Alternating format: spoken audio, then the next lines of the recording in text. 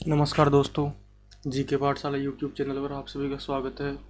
यह हमारे complete psychology video series का पार्ट 6 है। इस छठे पार्ट में हम पढ़ेंगे बाल विकास की अवस्थाएं। चलिए वीडियो की तरफ बढ़ते हैं। सबसे पहले हम देखें तो बाल विकास की अवस्थाएं हमें 3 मनोवैज्ञानिकों के अनुसार समझनी है।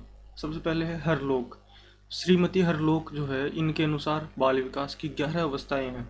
हालांकि इनकी जो 11 अवस्थाएं हैं उनके नाम ध्यान रखने की इतनी आवश्यकता नहीं है, किंतु अब यह जरूर ध्यान रखना चाहिए कि कितनी अवस्थाएं बताइए हरलोक जी ने, 11 अवस्थाएं बताइए।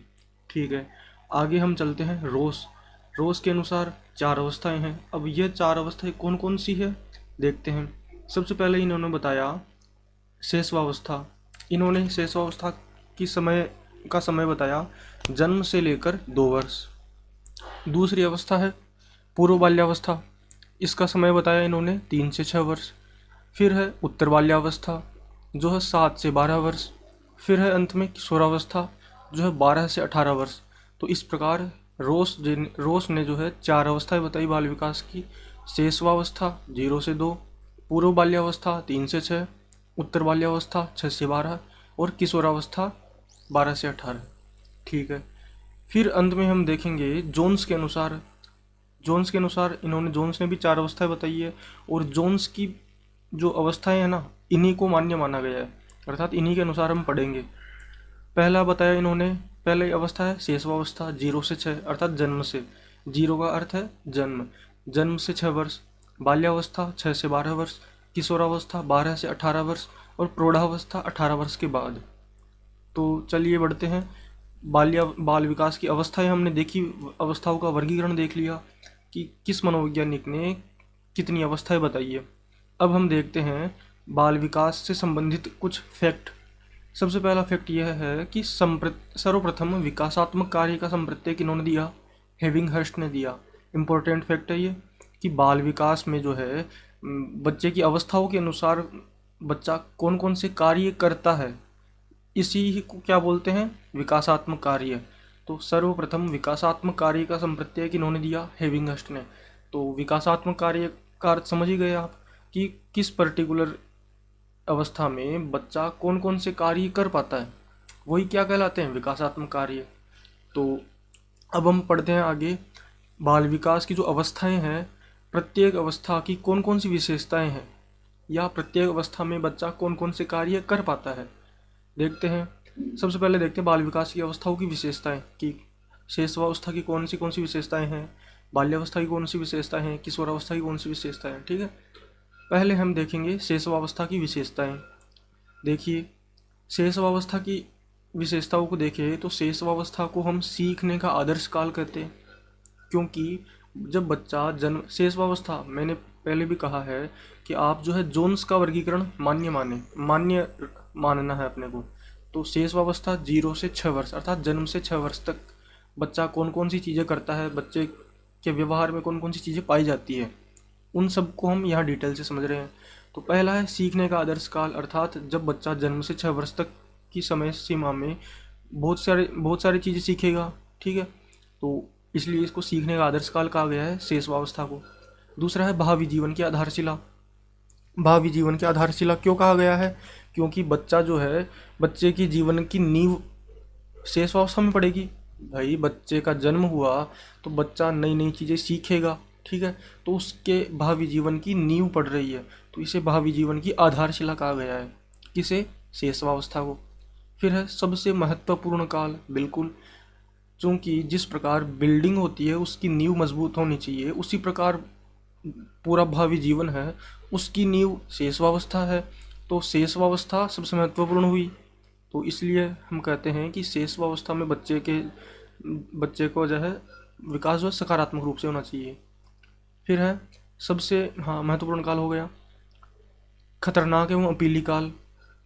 इसको अपीली काल हर लोग ने कहा है, और खतरनाक काल क्योंकि इसमें बहुत सारी गलतियां जो है बच्चे के लिए आगे जीवन में नुकसानदेह हो सकती है।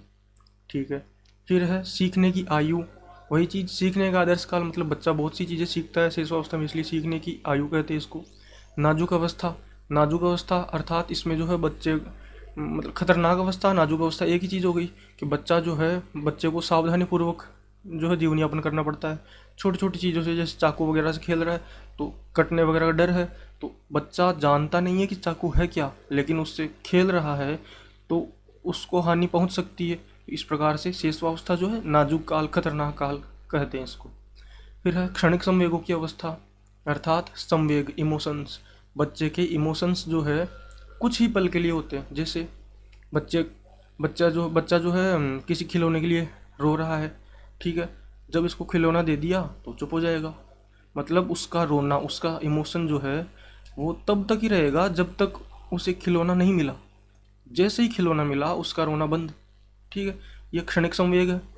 फिर हम देखेंगे सामवेगिक विकास की दृष्टि से स्वर्णिम काल, बिल्कुल, अर्थात शेषवावस्था के अंतर्गत ही जो है लगभग सभी संवेगों का विकास हो जाता है, ठीक है। और ब्रिजेश जो है उनका कथन भी है कि लगभग 2 वर्ष तक बच्चे में सभी संवेगों का विकास हो जाता है।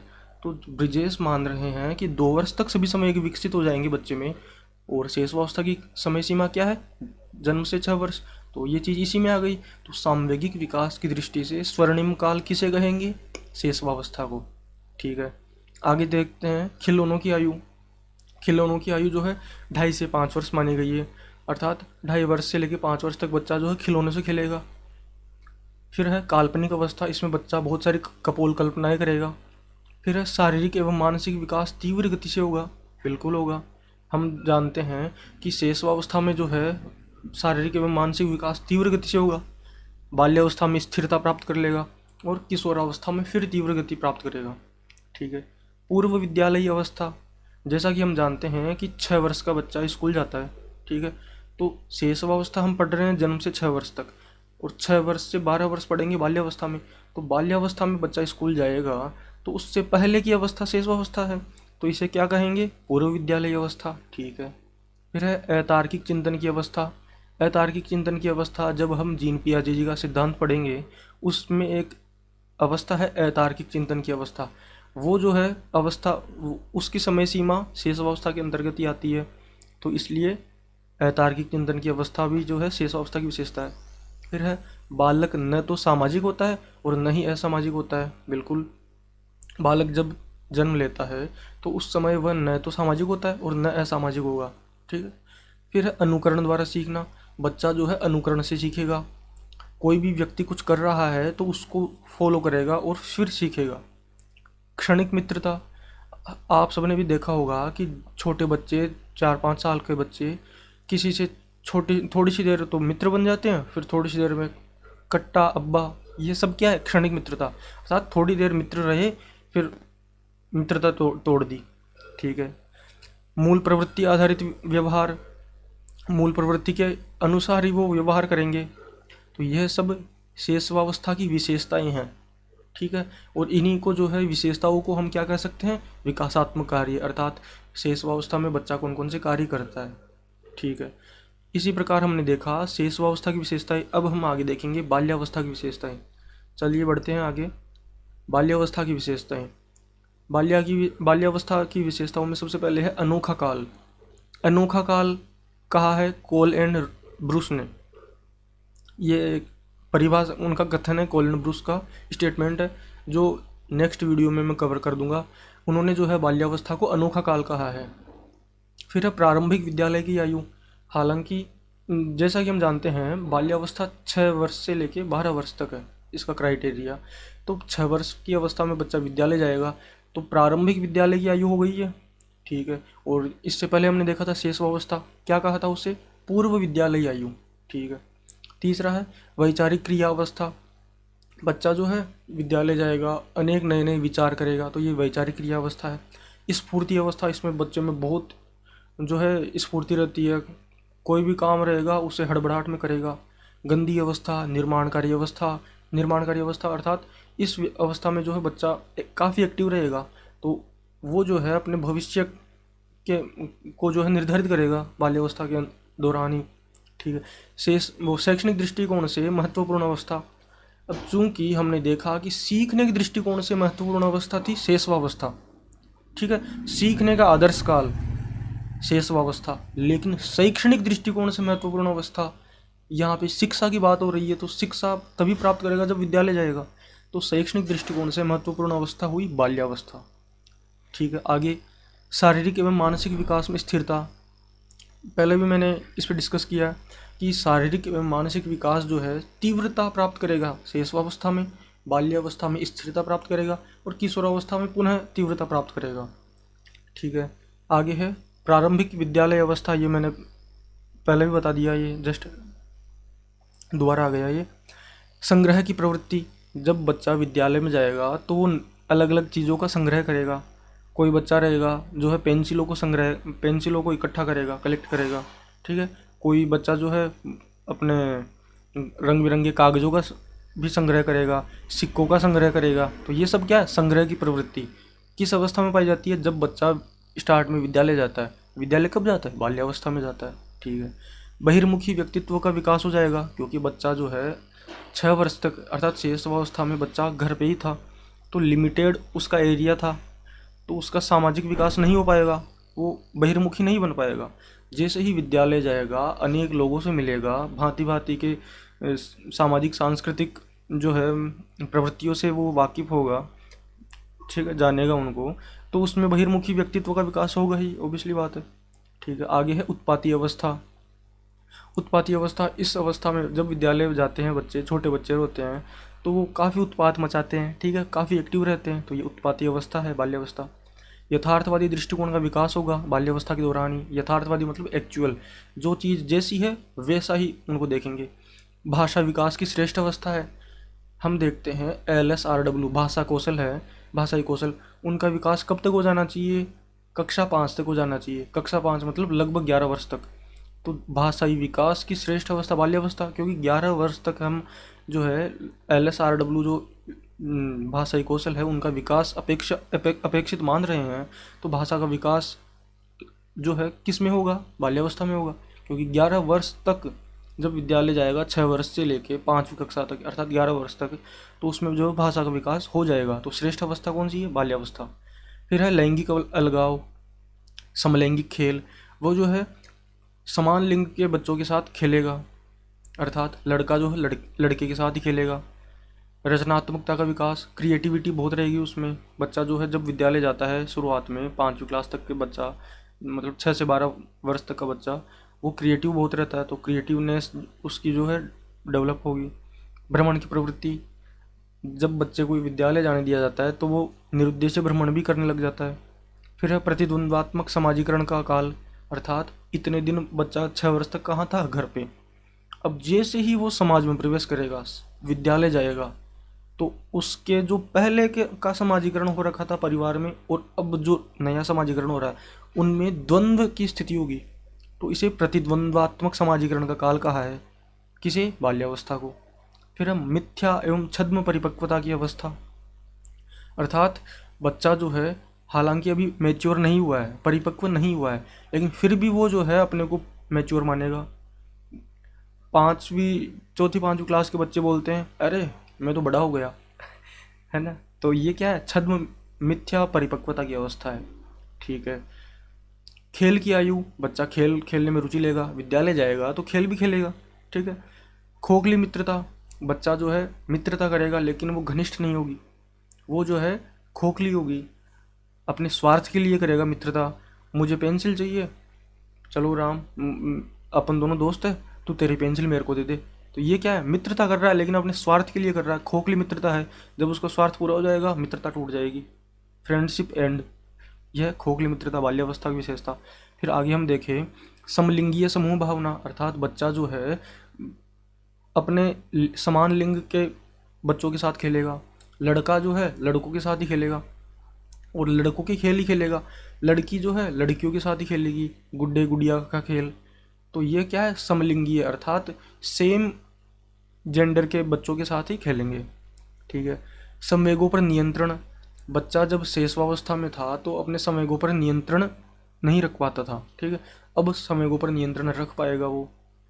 जैसे उसे मान लो स्कूल में है, उसे जो है गुस्सा आ रहा है, उसे रोने की इच्छा हो रही है, तो वो रोक सकेगा, उसको नियंत्रण कर सकेगा अपने संवेगों पर, इमोशंस पर। ठीक है, नेता बनने की इच्छा, बच्चा जो है लीडर बनने की इच्छा रखेगा। अब 5-7 बच्चों की टोली रहेगी, उसमें एक ना एक तो नेता मिलेगा मिलेगा अपने को, ठीक है। प्रतिस्पर्धा की भावना, उसमें जो है कंपटीशन की भावना आएगी कि मेरे को जो है क्लास में फर्स्ट आना है, मेरे को इस खेल में जो है फर्स्ट प्राइज जीतना है। ये प्रतिस्पर्धा की भावना कब आएगी? जब विद्यालय जाएगा। अब विद्यालय कहाँ कब जा रहा है? वो बाल्यावस्था में जा रहा है, तो ऑब्वियसली बात है बाल्यावस्था की विशेषता हो गई प्रतिस्पर्धा की भावना। बाल्यावस्था की जितनी भी विशेषताएं हैं आप उनको इस एक टर्म से जोड़ सकते हैं कि बच्चा विद्यालय जा रहा है।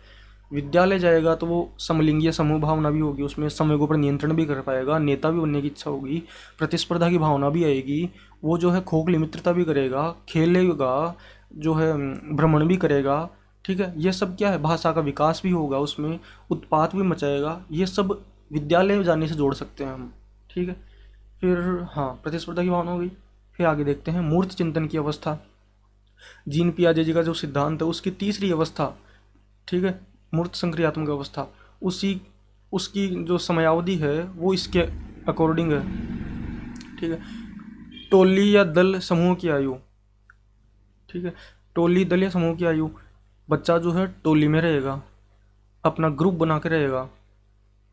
सामाजिक भावना का विकास, बच्चे में जो है सामाजिकता का विकास होगा। जब बच्चा 6 वर्ष तक शेष अवस्था में घर ही था तो उसका जो है सामाजिक विकास नहीं हो पाया था, उस हद तक नहीं हो पाया था।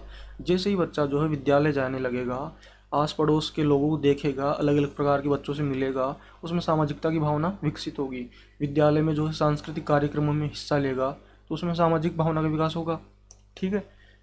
आगे देखते हैं हम किशोरावस्था की विशेषताएं। हमने क्या क्या देखा इस वीडियो में, एक बार रिवाइज कीजिए। सबसे पहले हमने देखा कि बाल विकास की अवस्थाएं किन्होंने कितनी कितनी अवस्थाएं बताई हैं। सबसे पहले हमने देखा हरलोक, श्रीमती हरलोक ने 11 अवस्थाएं बताई है। फिर हमने देखा रोस, उन्होंने भी 4 अवस्थाएं बताई है। फिर देखा जोन्स, जो सबसे मान्य है, जिनके अकॉर्डिंग हम पढ़ते हैं, जोन्स, उन्होंने भी 4 अवस्थाएं बताई है, ठीक है। 4 अवस्थाएं कौन कौन सी बताई जोन्स ने? शेषवावस्था 0 से 6, बाल्यावस्था 6 से 12, और फिर बाद में किशोरावस्था 12 से 18, और प्रौढ़ावस्था 18+। तो हमने फिर उसके बाद में देखा हेविंगहर्स्ट का संप्रत्य विकासात्मक कार्य का संप्रत्य देखा, किन्होंने दिया? हेविंगहर्स्ट ने दिया। फिर हम पढ़ रहे हैं कि प्रत्येक अवस्था की विशेषताएं, शेषवावस्था की विशेषताएं देखी हमने, बाल्यावस्था की विशेषताएं देखी, अब किशोरावस्था की विशेषताएं देख रहे हैं, ठीक है। सबसे पहले देखें हम किशोरावस्था को कठिन काल कहा गया है। किशोरावस्था की समय सीमा क्या है? 12 वर्ष से लेकर 18 वर्ष तक, ठीक है। तो कठिन काल क्यों कहा गया है? क्योंकि बच्चे को जो है अनेक कठिनाइयों का सामना करना पड़ेगा। बच्चा जो है बाल्यावस्था को पार कर गया है, अब उसे जिम्मेदारी का भी एहसास होगा, खुद को जो है स्टेबलाइज करने की वो सोचेगा कि मैं कुछ बनूं, मैं कुछ करूं, तो कठिनताओं का सामना करेगा, संघर्ष का सामना करेगा, तो कठिन काल है। फिर है विशेषता आगे आगे अगली विशेषता है अमूर्त चिंतन की अवस्था। बच्चा जो है अमूर्त रूप से चिंतन कर पाएगा, ऐसी समस्त चीज़ें जो उसके सामने नहीं है उन सब के बारे में भी वो चिंतन कर पाएगा। किशोरावस्था की समय सीमा क्या है? 12 से 18 वर्ष, यानी कि लगभग 7वीं 8वीं के बच्चे जो किशोरावस्था में होते हैं। तो हमने देखा है कि 7वीं 8वीं क्लास की जो मैथ्स की बुक आती है उनमें शुरू में क्या दिया हुआ होता है लगभग क्वेश्चंस में? माना कि एक त्रिभुज ABC, उसमें चित्र नहीं बनाया उन्होंने, फिर भी बच्चा जो है अमूर्त चिंतन कर पाएगा। उन्होंने बस क्वेश्चन में लिखा है कि माना कि त्रिभुज ABC है जिसकी भुजाएं ये है, तो बच्चा जो है अमूर्त रूप से चिंतन कर पा रहा है कि हाँ, मन में ही जो उसको कॉन्सेप्ट को क्लियर कर पा रहा है कि हाँ एक त्रिभुज है जिसकी भुजाएं ABC है, AB की लंबाई ये है, BC की लंबाई ये है, CA की लंबाई ये है, तो अमूर्त चिंतन कर पा रहा है, तो इसे अमूर्त चिंतन की अवस्था कहेंगे। और जीन पियाजे जी का जो सिद्धांत पढ़ेंगे उसमें चौथी अवस्था औपचारिक संक्रियात्मक अवस्था, उसकी विशेषता अमूर्त चिंतन की अवस्था है, जो 12+ वर्ष के लिए है। तो किशोरावस्था भी 12 से 18 वर्ष के लिए है, तो उसकी जो विशेषताएं हैं, चौथी जीन पियाजे जी के सिद्धांत की चौथी अवस्था की विशेषताएं, वो सारी इसमें आ जाएंगी, ठीक है। तो जब हम जीन पियाजे जी का सिद्धांत पढ़ेंगे तो वो और क्लियर हो जाएगा आपको। फिर हम पढ़ते हैं तार्किक चिंतन की अवस्था। वही चीज़, तार्किक लॉजिकली थिंकिंग कर पाएगा बच्चा, इस प्रकार की एबिलिटी आ जाएगी बच्चे में कि वो लॉजिकल थिंकिंग कर पाए। फिर उलझन या उथल पुथल की अवस्था, मैंने बताया बच्चा जो है कुछ जिम्मेदारी को मतलब फील करेगा, जिम्मेदार मानेगा स्वयं को, कुछ करने गुजरने की उसमें आकांक्षा रहेगी, उथल पुथल मची रहेगी उसमें, ठीक है, मैं ये करूँ या ये करूँ। संक्रमण की अवस्था, संक्रांति काल, स्वर्ण काल, वसंत ऋतु, संघर्ष और तूफान की अवस्था, ये सब किशोरावस्था को कह रहे हैं हम। क्योंकि बच्चा जो है संघर्ष और तूफान मचा रहता है उसके मन में कि मुझे ये करना चाहिए, ये करना चाहिए। अपराध प्रवृत्ति की व्यवस्था, किशोरावस्था जो है अपराध प्रवृत्ति भी मतलब विकास होगा अपराध प्रवृत्ति का भी, क्योंकि बच्चा बड़ा हो चुका है। अब अगर उसे सही दिशा न दी जाए तो वो गलत दिशा में जाएगा, तो अपराध प्रवृत्ति का विकास होगा। घनिष्ठ मित्रता, बच्चा जो है मित्रता करेगा, वो एकदम पक्की मित्रता होगी। हमने देखा सबसे पहले क्षणिक मित्रता शैशवावस्था, खोखली मित्रता बाल्यावस्था, फिर हम देख रहे हैं घनिष्ठ मित्रता किशोरावस्था। ठीक है, आगे देखें हम हाँ, अपराध प्रवृत्ति के विकास का नाजुक काल है। बिल्कुल, अपराध प्रवृत्ति का विकास किशोरावस्था में होगा। अगर उसे सही दिशा देंगे हम तो वो सुधरेगा, मतलब सही सकारात्मक रूप से विकास होगा उसका। और अगर हम उस पर ध्यान नहीं देंगे, उसको गलत राह पे जाने देंगे, तो जो है अपराध प्रवृत्ति की ओर उन्मुख होगा वो। एज ऑफ ब्यूटी, बच्चा जो है सजेगा संवरेगा। एज ऑफ ब्यूटी किशोरावस्था में। टीन एज जो है इसको कहते हैं, क्योंकि टीन हम अंग्रेजी में देखें तो 13 से लेके 19, इन वर्ड्स के लास्ट में देखो टीन है, ठीक है, 13 और 19, तो 13 से 19 वर्ष का जो गैप है, एज है, वो किशोरावस्था है। तो किशोरावस्था को हम क्या बोल रहे हैं? Teen age. ठीक है। दिवा स्वप्न की प्रवृत्ति, बच्चा जो है दिन में सपने देखेगा, मैं ये कर लूँगा, मैं ये वो कर लूँगा। ठीक है।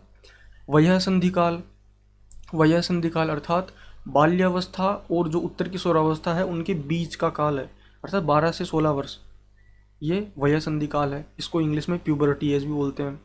ठीक, आगे देखते हैं कल्पना का बाहुल्य, बच्चा जो है कपोल कल्पनाएं करेगा। ठीक है। फिर है चहुमुखी विकास, पूर्ण हो जाएगा उसका, बिल्कुल, चूंकि किशोरावस्था अब वो मेच्योर बन चुका है तो उसका चहुमुखी विकास पूर्ण हो जाएगा। खोखले आदर्शों की अवस्था, वो खोखले आदर्श बनाएगा कि मुझे ये करना है, मुझे ये करना है, मैं ये कर दूंगा, मैं वो कर दूंगा, आदर्श बनाएगा, वो भी खोखले। ठीक है। फिर देवदूत की अवस्था, वीर पूजा, समायोजन का अभाव। वीर पूजा अर्थात वो जो है किसी वीर व्यक्ति को आदर्श मानेगा स्वयं का, समायोजन का अभाव पाया जाएगा उसमें। काल्पनिक श्रोता होगा, वो कल्पनाएं करेगा। व्यक्तिगत दंत कथा, इसका संप्रत्यय जो है जीन पियाजे ने दिया था, वो खुद के बारे में मनगढ़ंत कहानियाँ बनाएगा। ठीक है। जटिल समाजीकरण की अवस्था, समाजीकरण करने का प्रयास करेगा और वो जटिल समाजीकरण होगा, अर्थात समाजीकरण हो, हालांकि स्टार्ट कब से हुआ? बाल्यावस्था से समाजीकरण। अब जो है वो जटिल समाजीकरण इसमें किशोरावस्था में हो जाएगा। विषमलिंगीय टोली, हमने देखा था कि बाल्यावस्था में समलिंगीय टोली थी, अर्थात लड़का लड़का खेल रहे थे। अब किशोरावस्था में विषमलिंगीय है, अर्थात दूसरे लिंग के बच्चों के साथ खेलेगा, लड़का लड़की के साथ खेलेगा। ठीक है। तो ये विषमलिंगीय टोली है। अमूर्त एवं तार्किक चिंतन करेगा। ठीक है। तारुण्य विकास लहर, उसमें तारुण्य विकास लहर किशोरावस्था की विशेषता है, क्योंकि हिंदी में तरुण किसे बोलते हैं? किशोर को, तो किशोरावस्था की विशेषता होगी तारुण्य विकास लहर। समस्याओं की आयु, उसके सामने बहुत सारी प्रॉब्लम्स आएगी, उनको सोल्व आउट करेगा वो। समवयस्क समूह भावना, खुद की एज के साथ, खुद के समान एज के बच्चों के साथ वो खेलेगा। ऐसा नहीं है कि 16 वर्ष का बच्चा है वो 3 वर्ष के या 8 वर्ष के बच्चे के साथ खेल रहा है, नहीं, वो खुद के सिमिलर एज के बच्चों के साथ खेलना प्रेफर करेगा। ठीक है। हमने देखा शैशवावस्था की विशेषताएं, बाल्यावस्था की विशेषताएं और किशोरावस्था की विशेषताएं। अब अंत में जो है इन सभी विशेषताओं के अंदर कुछ कॉमन फैक्ट है, जैसे संवेगों पर अनियंत्रण शैशवावस्था में पाया जाएगा, संवेगों पर नियंत्रण बाल्यावस्था में पाया जाएगा। उनको मैंने एक जगह लिखा है, जो सेम कैटेगरी के फैक्ट थे ना, उनको एक जगह लिखा है मैंने। संवेगों पर अनियंत्रण अर्थात बच्चा जो है अपने इमोशंस पर कंट्रोल नहीं कर पाएगा शैशवावस्था में। संवेगों पर नियंत्रण कब कर पाएगा? बाल्यावस्था में कर पाएगा। फिर आगे देखते हैं क्षणिक मित्रता। शेषवावस्था में हमने देखा कि जो छोटा बच्चा होता है 3-4 साल का, वो कहीं पे शादी में गया, कोई छोटा बच्चा देखा उसने अपने उम्र का, उससे उसके झट से उसके पास गया और उससे मित्रता कर ली। जैसे ही शादी खत्म, मित्रता खत्म खत्म। तो ये क्या है? क्षणिक मित्रता है, कुछ टाइम के लिए फ्रेंड्स बन गए वो। फिर ये शेषवावस्था की विशेषता होगी। खोखली मित्रता, अर्थात बाल्यावस्था में बच्चा जो खुद के स्वार्थ के लिए फ्रेंड्स बनाएगा। मुझे जो है सुरेश की जो है ज्योमेट्री बॉक्स पसंद आ रहा है मेरे को, तो मैं सुरेश के पास जाऊंगा, उससे फ्रेंडशिप करूंगा, उसका ज्योमेट्री बॉक्स लूँगा, थोड़ी देर खेलूंगा, उसका कोई खिलौना है तो उससे खेलूंगा थोड़ी देर, और जैसे ही मेरा काम हुआ फ्रेंडशिप एंड हो गई। तो ये बाल्यावस्था है, खोखली मित्रता। घनिष्ठ मित्रता। घनिष्ठ मित्रता जो किशोरावस्था में होगी। किशोर जो है 12 से 18 वर्ष तक का बच्चा कोई भी फ्रेंड बनाएगा तो एकदम प्रॉपरली, मतलब घनिष्ठ घनिष्ठ रूप से बनाएगा उसको, आगे पूरी ज़िंदगी चलाने वाला। ठीक है। फिर हम देखें खिलौनों की आयु, अर्थात बच्चा खिलौनों से कब खेलेगा? शेषवावस्था में खेलेगा। फिर है खेल की आयु, और खिलौनों की आयु मैंने बताया था कि 2.5 से 5 वर्ष। ठीक है। खेल की आयु या खेल की अवस्था बाल्यावस्था। बच्चा जो है जब बाल्यावस्था में आ जाता है तो खिलौनों से नहीं खेलता है। आपने देखा है क्या कोई 7-8 साल का बच्चा जो है किसी छोटे से खिलौने से खेल रहा है? नहीं, खिलौनों से शेषावस्था का बच्चा ही खेलेगा। ठीक है। और ऐसे भी नहीं बिल्कुल जन्मते ही बच्चा खेलने लग गया, नहीं, लगभग 2-2.5 साल का बच्चा जो है खेलना स्टार्ट कर देता है खिलौनों से। ठीक है। खेल की अवस्था बाल्यावस्था हो गई। फिर अंतिम हमारा फैक्ट है समलिंगीय टोली।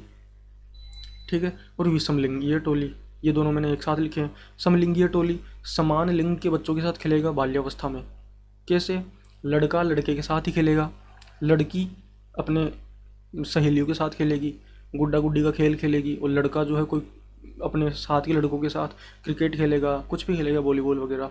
तो समलिंगीय टोली है, समान लिंग के बच्चों के का समूह रहेगा उनमें। फिर है विषमलिंगीय टोली, अर्थात दूसरे लिंग के बच्चों के साथ खेलना या उनके समूह में रहना, ये पाई जाती है किशोरावस्था में। ठीक है। लड़का लड़की के साथ रहेगा, तो ये क्या है? विषमलिंगीय टोली, ये किशोरावस्था में है। तो आज का हमारा टॉपिक पूरा हुआ, बाल विकास की अवस्थाएं। ठीक है। अगर आपको वीडियो अच्छा लगा है तो जीके पाठशाला यूट्यूब चैनल को सब्सक्राइब कीजिए, इस वीडियो को लाइक एंड शेयर कीजिए। धन्यवाद।